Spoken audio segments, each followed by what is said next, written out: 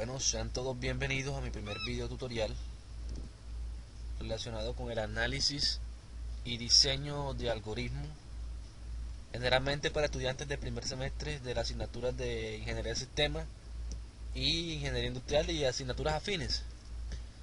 Bueno, el programa con el cual estaremos trabajando se llama DFD, si no estoy mal, sí, correcto, DFD. Trabajaremos con la versión 1.1. En este caso vamos a estar trabajando por un ejercicio que me pidió una amiga que le resolviera. El primer video tutorial tratará o estará más enfocado en el análisis antes de empezar a hacer el diagrama de flujo. Bien, mi amiga me comentaba sobre un problema, un ejercicio en el cual había que ingresar un número de 5 cifras y había que calcular la suma de los dígitos de ese número. Bien, entonces procederemos con nuestro análisis.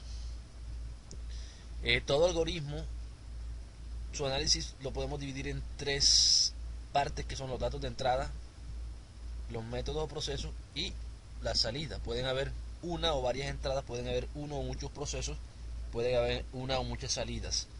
Para nuestro ejercicio solo debemos en la primera etapa hacernos una pregunta: ¿cuántas entradas necesitamos? En este caso solo una, porque necesitamos ingresar un número de 5 cifras, correcto. Nuestro aplicativo, nuestra aplicación, nuestro software, nuestro programa, llamémoslo como quieramos, como querramos, necesitamos ingresar un número de 5 cifras. Bien. Luego, en el método proceso van las fórmulas. Es la parte donde colocamos las fórmulas, las condiciones, las funciones, etcétera. Por ejemplo, una fórmula a simple vista sería ¿eso qué es aquí?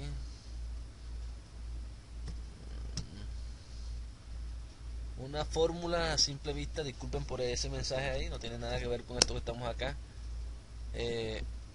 Una fórmula a simple vista es crear una variable que se llama suma dígitos, y en ella sumamos cada uno de los dígitos: dígito 1, dígito 2, dígito 3, dígito 4, dígito 5. O sea que nuestra fórmula necesita de 6 variables. Según esto puede ser 5, eso es relativo. La salida, en esta salida tengo partes que van más que todo en los métodos o procesos, que la coloqué acá más que todo para análisis.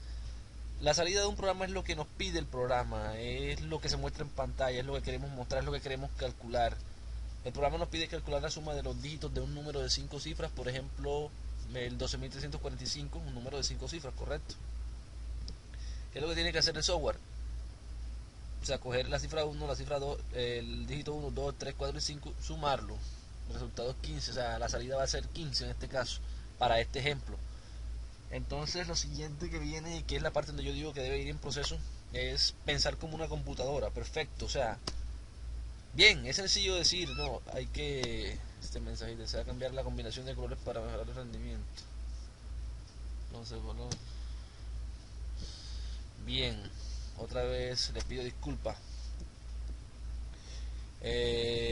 Lo siguiente es pensar como computadora. ¿A qué me refiero como pensar como computadora? Sí, es sencillo decir que ingresamos un número de 5 cifras y que sumamos el dígito 1 con el 2, con el 3, con el 4, el 5 y ya.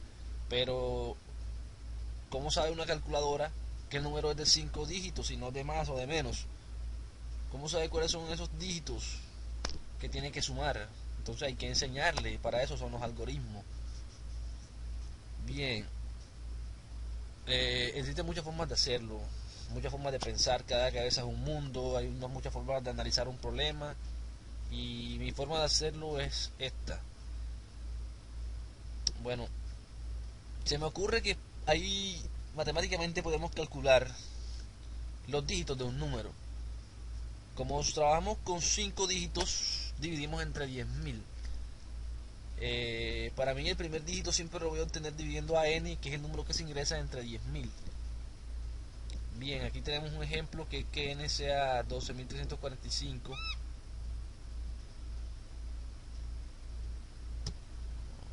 No había leído el mensaje, así que no creo que ya moleste más. Bien, ¿por dónde íbamos? Bueno, imaginemos que el número n, que n vale 12.345, correcto. Entonces tenemos que a es igual a n, que es 12.345, dividido entre 10.000.